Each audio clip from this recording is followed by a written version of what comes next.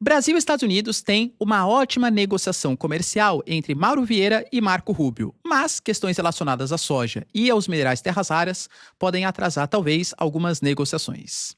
Falar um pouquinho também sobre a questão da Venezuela, em que Alvin Halsey, que é ou era o comandante do Comando Sul dos Estados Unidos, abandona o cargo por discordar das posições de Donald Trump, enquanto Maria Corina Machado, a principal líder da oposição e prêmio Nobel, cobra o Brasil, alegando que o Brasil deve se posicionar pela saída de Nicolás Maduro.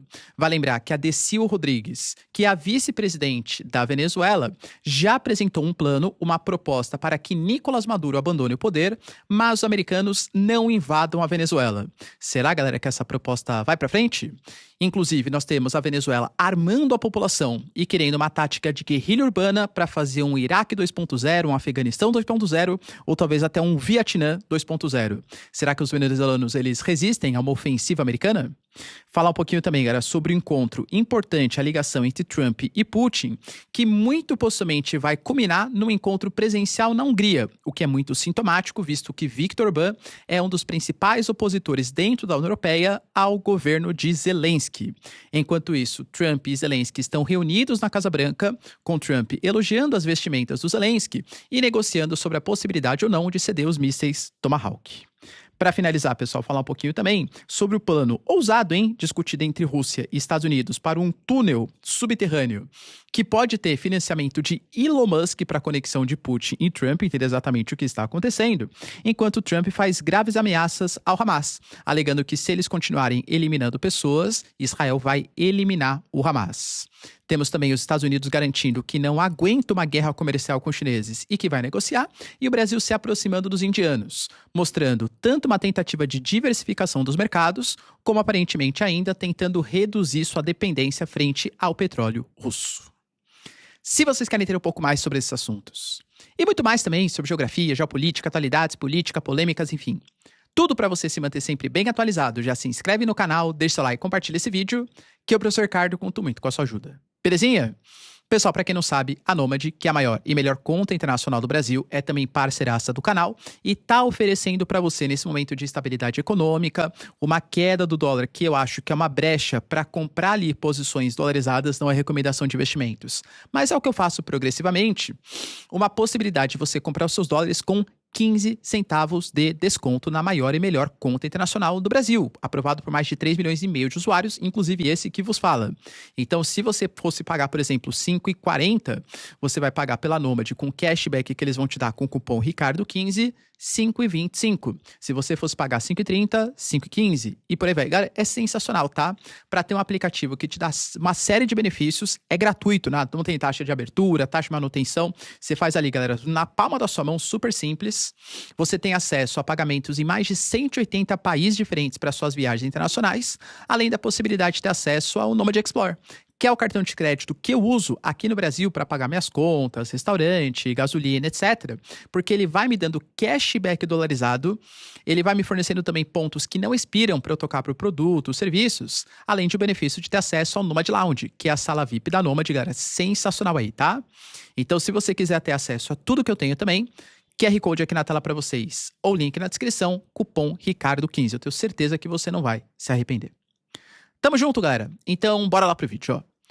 Como eu anunciei para vocês ontem, o Brasil ele ia estabelecer, e aliás estabeleceu, uma negociação diplomática e comercial com os Estados Unidos. Depois da guerra comercial, que a gente já tratou aqui inúmeras vezes, os americanos sancionando autoridades brasileiras, colocando tarifas de 50% em alguns produtos selecionados ali do Brasil, cerca de 30% a 35% das nossas exportações, e inclusive colocando que isso tinha a ver não só com práticas protecionistas brasileiras, a seção comercial, por exemplo, que os americanos alegaram, né, que o Brasil, por exemplo, não liga para questões de piratarias, de propriedade intelectual, dentre outros pontos comerciais, mas a questão política estava pesando muito. Por isso, as sanções contra Alexandre de Moraes, a questão, por exemplo, de elogios ao Bolsonaro, a intermediação do Paulo Figueiredo com o Eduardo Bolsonaro. Pois bem, galera, nessa reunião estabelecida entre Marco Rubio e Mauro Vieira, nós tivemos uma conversa às portas fechadas de 20 minutos, convemos que ninguém sabe exatamente o que aconteceu, e depois conversa com uma série de assessores que também participaram das discussões, etc. Pelos relatos que foram vistos, nenhuma palavra foi citada sobre Bolsonaro, sobre a Eduardo Bolsonaro, sobre Paulo Figueiredo. Então, aparentemente, de novo, cara, pode ser que não, tá? Tá muito inicial. Por enquanto, estabeleceu-se um cronograma de conversações. A próxima data, que ainda não foi acordada, técnicos brasileiros e técnicos americanos vão tentar negociar uma nova negociação comercial. Depois, Lula e Trump vão se reunir em algum espaço, talvez às margens ali da Malásia, na cúpula da Ásia, não sabemos ainda. Mas vai ter algum tipo de negociação, algum cronograma, mas por enquanto, aparentemente, a questão política foi deixada em segundo plano. O que foi discutido foi a possibilidade do Brasil ter que respeitar algumas sobretaxas para proteger o mercado americano em alguns setores, e o Brasil, mesmo alegando que tem um déficit comercial histórico com os Estados Unidos, se mostrou disposto a fazer isso, visto que os americanos são o nosso segundo maior parceiro comercial e os maiores investidores estrangeiros. Questões relacionadas à soja, porque isso está preocupando muito os Estados Unidos. A gente sabe que o meio oeste americano, os produtores de soja, dependem do mercado chinês, e a China está fazendo uma espécie de boicote, sanções, tarifas contra a soja americana, beneficiando os produtores de soja do Brasil, mas prejudicando muito uma base eleitoral super importante do governo republicano. Então, questões relacionadas à soja também foram discutidas. O Brasil pedindo para que sanções contra autoridades brasileiras, principalmente ministro do STF, também sejam retiradas. E as questões das terras raras. A gente sabe que os Estados Unidos estão muito preocupados, eles não conseguem negociar em pé de igualdade com os chineses, pelo menos nesse momento, né? O Trump faz ameaças, tem que voltar atrás, por isso o apelido taco, Trump always chicken out, porque a China ameaça vender os títulos públicos, ameaça não ceder mais os minerais terras raras, os IMAs, que é muito preocupante para a economia dos Estados Unidos, inclusive do poder militar bélico dos americanos. Pô, o hard power americano está na mão de insumos vindo de outro país. É óbvio que isso é preocupante para os Estados Unidos. E o Brasil, por mais que não tenha muita capacidade de processamento, tem grandes reservas de minerais terras raras. Não é coincidência que a gente teve o Alexandre Silveira, que é ministro do governo Lula, falando sobre essa possibilidade de acordos com os americanos para exploração, processamento de minerais terras raras, e o próprio Lula criando nessa quinta o Conselho Nacional de Política Mineral, também visando as questões de terras raras.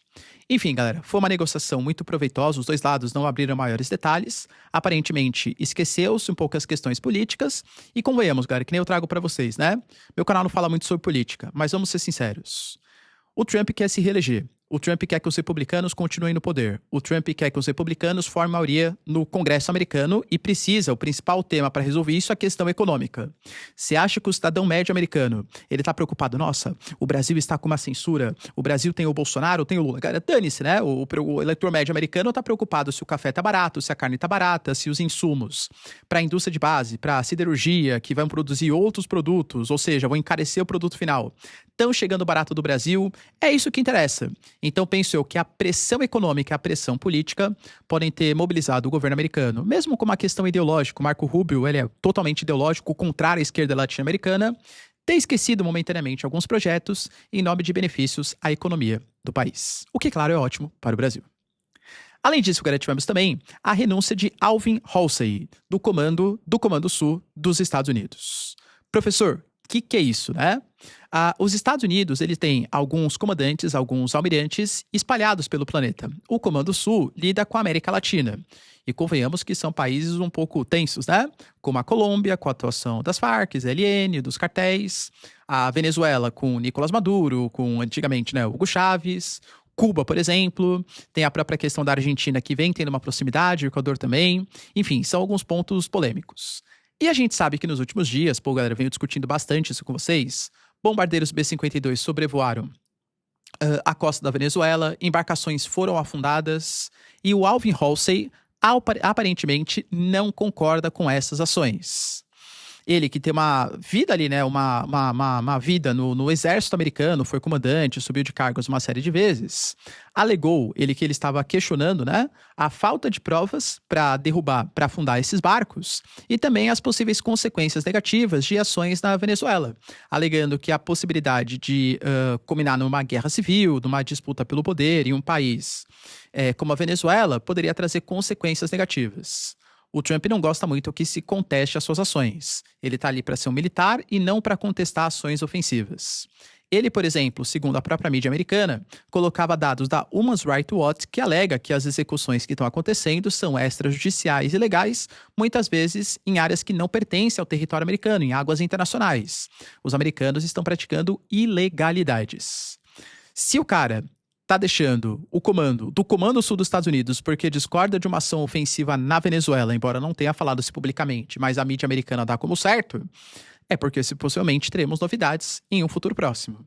Inclusive, a própria Maria Corina Machado, a principal líder da oposição e a vencedora do Prêmio Nobel, percebam que tudo tem um contexto, né? Toda a legitimidade da Maria Corina Machado como a Prêmio Nobel da Paz contra a ditadura venezuelana, tudo isso tem um contexto geopolítico maior.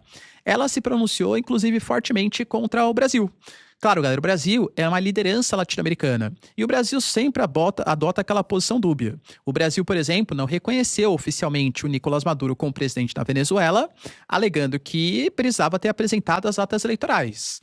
Mas, ao mesmo tempo, a embaixadora do Brasil na Venezuela foi na posse do Maduro. Ao mesmo tempo, o Lula fala que ninguém deve se meter com o governo venezuelano. Entende? Então, o Brasil vai naquela posição meio termo ali, né? Em relação à Venezuela. E ter o não apoio do Brasil, vamos colocar assim, na América Latina, sendo o Brasil o país mais importante economicamente, politicamente, enfim, claro que é ruim, né, para os anseios da oposição venezuelana, que aparentemente conta com ações ofensivas do governo Trump. Além disso, galera, nós tivemos também o Nicolás Maduro, dando ali, a partir do Diosdado Cabello, que é um aliado político seu, falando que, de acordo com a Constituição da Venezuela, o monopólio das armas pertence ao Estado. Só que o Estado decidiu que as armas do Estado, devem estar na mão do povo para a sua própria proteção. Nós temos o exército venezuelano, a milícia bolivariana e outras milícias não oficiais da Venezuela sendo armadas. O que parece que a Venezuela está querendo estabelecer seria um Afeganistão 2.0, talvez um Iraque 2.0, se a gente voltar um pouco no passado, né? Um Vietnã 2.0, que com certeza é uma guerra que era muito desigual, no sentido de poderio bélico-militar. Galera, convenhamos, né? Que a Venezuela não tem nem como comparar os gastos militares, a capacidade dos Estados Unidos. Mas e se não for uma guerra exatamente entre exércitos, e sim uma guerra assimétrica? Uma guerra entre exército americano e civis venezuelanos. Uma guerra de guerrilha urbana, com a população venezuelana se fazendo ali, né, guerrilhas urbanas, se escondendo em prédios, não reconhecendo a intervenção dos Estados Unidos. Mais ou menos, galera, isso tem um conceito que a gente chama de state building, né? Nos países, como por exemplo na Líbia, no Afeganistão, até mesmo no Iraque, quando os americanos eles agiram e tiraram os governos estabelecidos, que todos tinham problemas, tá? Se você pegar a Líbia de Muammar Gaddafi, o Iraque, por exemplo, do Saddam Hussein, eles eram ditadores. Mas eram ditadores, e não tô passando pano, hein? Mas que de um jeito ou outro conseguiu controlar o país, os vários grupos rivais ali que guerreavam, né? O caso do Saddam Hussein talvez seja emblemático. Quando você tem a queda do Saddam Hussein, vários grupos começam a disputar o poder, os governantes, os aliados que forem indicados pelos Estados Unidos não são reconhecidos como governo oficial local. Isso que os americanos fazem de state building, né? Ou seja, eu tiro o governo local, estabeleço um governo que eu indico, com instituições que eu aceito, negociando com parceiros que eu considero como legítimos, a população não reconhece como oficial. E isso pode abrir espaço para contestações a esse novo governo financiado, querido ali pelos americanos. Então a ideia, segundo a tática venezuelana, é fazer com que seja uma desobediência civil a essa possibilidade de novo governo dos Estados Unidos. Esse state building não vai dar certo. A milícia bolivariana, por exemplo, foi criada em 2008 justamente para tentar conter ações ofensivas contra o governo bolivariano. Professor, entendi. Então quer dizer que a população venezuelana vai pegar em armas e resistir, mesmo tendo poderio muito desigual. É a esperança da Venezuela. Só que talvez a Venezuela sofra com um problema. Pelo menos o Nicolás Maduro, né? Ele precisa que a população esteja do seu lado. Ele precisa que a população compre a narrativa que, de fato, existe uma opressão do imperialismo americano contra a esquerda venezuelana. E que a população compre essa ideia para defender o governo venezuelano e não aceitar a ascensão da Maria Corina Machado, da oposição ou qualquer outro tipo de governo financiado ou colocado pelos Estados Unidos. É uma manobra arriscada. Você armar a população com a população não gostando de você, eu diria que não é uma ideia muito boa, né? Talvez seja um desespero aí do Nicolás Maduro para tentar se manter no poder. E agora, acho que a Venezuela vai ter sucesso no seu empreendimento aí, vai contra o exército americano? Vale lembrar que as informações que a mídia americana divulgou hoje indicam que a Deci Rodrigues, que para quem não sabe é a vice-presidente da Venezuela, fez uma proposta, e aliás não só uma, hein? Fez duas para o governo americano, de renúncia do governo Maduro. E aparentemente não foi aceita nenhuma das duas propostas. Já deixo para vocês que quando isso foi indicado para a Venezuela, a própria Deci Rodrigues colocou que era falsa, a notícia não era verdadeira, mas foi amplamente divulgado pela mídia americana.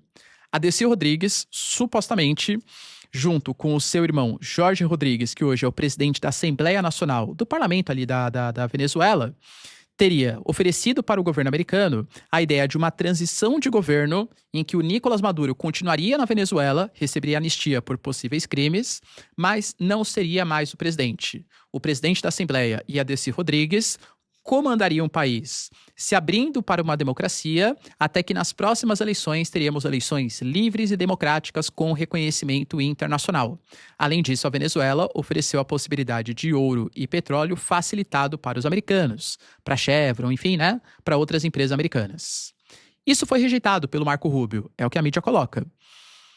Ela então fez uma segunda proposta em setembro. Em setembro, a proposta era ela e o Miguel Rodrigues Torres. Para quem não sabe, é um chavista, mas um chavista que não gosta do Nicolás Maduro, isso é fato, né? Nem todo mundo que gostava do Hugo Chávez gosta do governo Nicolás Maduro. Comandariam esse novo momento com uma renúncia do Nicolás Maduro, que não ficaria na Venezuela, muito possivelmente na Turquia, no Catar, em outro país aí que poderia receber o Nicolás Maduro. E a mesma coisa, teria mas sem a participação da Maria Corina Machado, tá? Porque ela é uma oposição bem oposição a Deci Rodrigues e ao Jorge Rodrigues também. Mas teria um período de transição até eleições livres democráticas. Isso também foi negado pelo governo americano. Aparentemente, o que os Estados Unidos querem é Maria Corina Machado no poder. E aí, galera, quando será que isso vai acontecer, hein? Deixa aí nos comentários. Além disso, galera, outra notícia importante está ligado à ligação que nós tivemos entre Trump e Putin, que estabeleceu ótimas notícias, pelo menos segundo o Trump. O Trump colocou na nossa rede social. Acabei de concluir uma conversa com Putin e foi extremamente produtiva. O presidente me parabenizou pela paz no Oriente Médio, algo que, segundo ele, era sonhado há séculos. Discutimos também o comércio Estados Unidos e Rússia pós-guerra. A ligação foi um grande progresso. Depois ele falou que está acordando junto com Putin uma cúpula, uma reunião, talvez para daqui 2 semanas, para discutir a guerra entre Rússia e Ucrânia. E que essa reunião vai ser, sabe aonde? Na Hungria, Budapeste, comandada por Viktor Orbán. Cara, isso foi assim um desespero para o Zelensky, tá? Por quê? Para quem é velho de aqui do canal, né? Eu tava falando para vocês até ontem que o Trump estava decepcionado com o Putin, estava considerando ceder os mísseis Tomahawk. Você tinha o Pete Hegseth falando que a Ucrânia tinha condições de reconquistar todos os territórios invadidos pela Rússia. Isso ontem. Hoje, depois da ligação entre os dois, aparentemente o papo já mudou. Os Estados Unidos falaram, olha, a gente não tem tantos mísseis Tomahawk assim, talvez a gente vá precisar também. A Ucrânia não fique tão animada. O cara falou hoje, tá isso.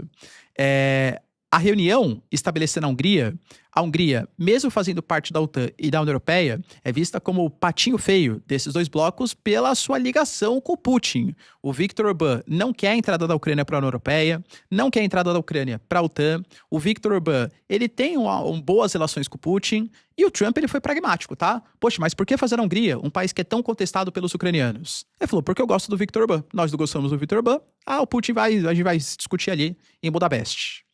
Temos problemas, porque para ter acesso a Budapeste, o Putin teria que ir de avião, penso eu, né, claro, mas a rota que ele faria passaria por países que são signatários do Tribunal Penal Internacional. Será, galera, que alguns países vai querer prender o Putin? Ou ele fazer uma volta que vai vir pela Turquia, pelo Mar Mediterrâneo e tal? São todas ideias que estão sendo cogitadas. Parecido com o caso do Benjamin Netanyahu, né? O Netanyahu, na Assembleia da ONU, também não fez uma linha reta em direção aos Estados Unidos, porque ele ia passar por países que consideram ele como um criminoso de guerra, bem como o Putin também é considerado. Mas, enfim, os mísseis Tomahawk, eles foram... Aparentemente, se o Trump estava muito disposto a ceder, não está tão mais disposto assim. Inclusive, a aproximação foi tão grande entre os dois, pode ser que semana que vem mude tudo, né? Mas que o próprio Kirill Dmitriev, que é um representante da Rússia, colocou que foram discutidos planos para um túnel que vai atravessar lá os 100 quilômetros, né, pelo Estreito de Bering, que vai conectar Estados Unidos e Rússia, que seria o túnel entre Trump e Putin. Inicialmente orçado em 65 bilhões de dólares, mas que poderia cair para 9 bilhões. Agora, convenhamos que é uma diferença sensível aí, né? Que plano que é esse? Que ou custa 65 ou 9 bilhões. Enfim, né? Mas não acho que vai acontecer. Ele até convidou o Elon Musk para fazer o financiamento desse projeto, mas mostra como russos e americanos ficam entre tapas e beijos constantemente. Nesse mesmo dia, hoje, o Zelensky está sendo recebido na Casa Branca.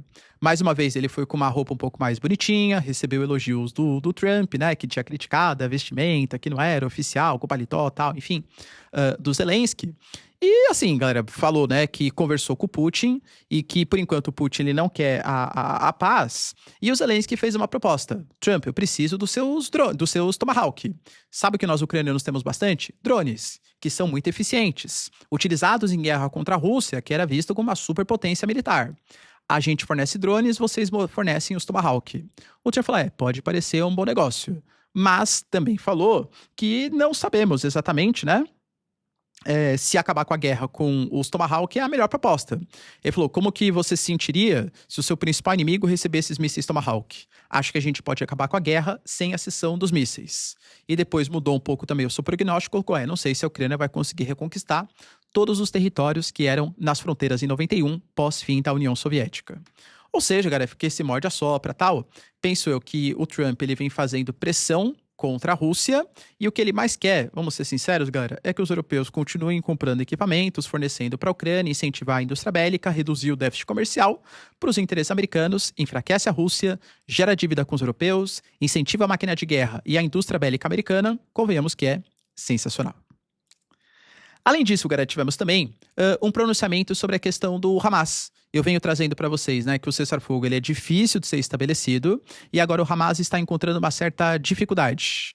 Porque quando o Hamas ele vai o Israel vai tirando as suas tropas, não era só o Hamas que atuava na faixa de Gaza, mas o Hamas conseguia dar conta de outras milícias. Hoje, as milícias, as guerrilhas, percebendo uma fragilidade do Hamas, vêm atuando em posições em Khan Yunis e Rafah, nas maiores cidades. Inclusive, o Hamas denuncia que algumas dessas milícias são apoiadas por Israel, que Israel apoia essas milícias para que elas lutem contra o Hamas, para que o Hamas responda, e aí fala, tá vendo? Ó, o Hamas não abriu mão da luta armada, precisamos acabar com esses caras. Então, a faixa de Gaza tá assim, um enorme conflito. E o Trump ele foi enfático. Se o Hamas continuar a matar pessoas, nós não teremos escolha a não ser eliminá-los. Inclusive reclamando da demora na entrega dos corpos e com Netanyahu alegando que a guerra não acabou e que isso estava muito evidente quando estabeleceu-se o cessar-fogo. Cada dia, mas já trouxe para vocês antes, não é agora, estou mais pessimista com essa possibilidade de paz na faixa de Gaza.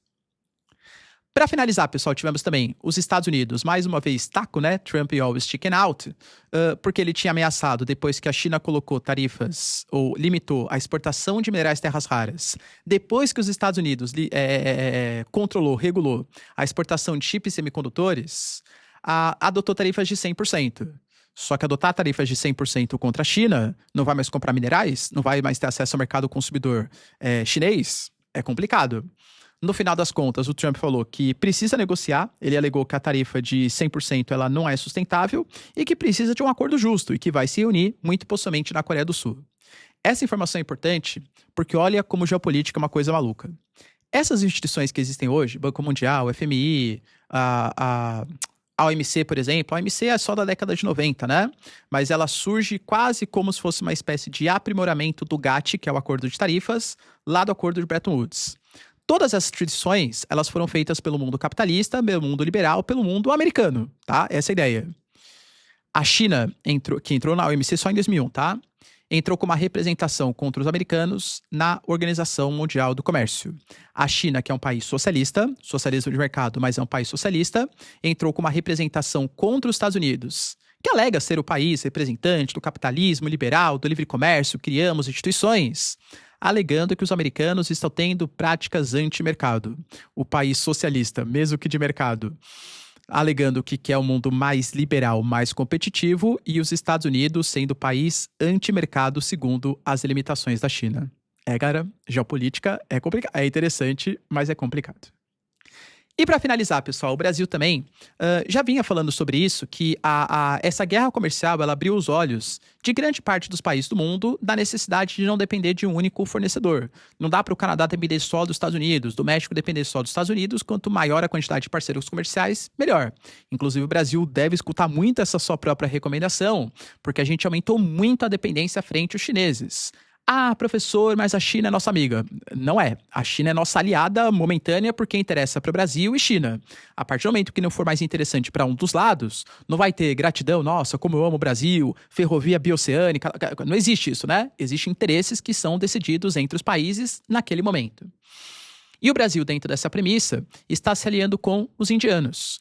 O Alckmin hoje, né, ele fez uma visita diplomática à Índia e conseguiu estabelecer algumas tarifas ali, algumas preferências tarifárias. Na verdade, essas preferências tarifárias entre Índia e Mercosul já existiam, isso pelo menos, galera, desde 2009, tá? Quando foi assinado um acordo, mas eram só cerca de 450 linhas tarifárias. Isso vai aumentar para os próximos anos. Hoje, Brasil e Índia têm uma relação econômica de 12 bilhões, na verdade, 2024 para 2025, 15 bilhões e até 2026 a ideia são 20 bilhões. E uma informação, ela passou desapercebida, mas ela pode ser importante, não exatamente para Brasil e Índia, mas para Índia, Estados Unidos e Rússia. O Trump vem cobrando que a Índia deixe de importar petróleo dos russos. A Índia fez um acordo de importação de 6 milhões de barris de petróleo frente ao Brasil, né? Importando aí petróleo da Petrobras. Será que isso significa um afastamento dos indianos frente aos russos? Pode ser, galera. O Trump falou que sim. A Índia, por enquanto, não se pronunciou sobre o assunto. Beleza, pessoal? Deu para entender os principais acontecimentos? Se vocês curtiram o vídeo, então, já deixa seu like, se inscreve no canal. Tamo junto, beijos, abraços e tchau, tchau.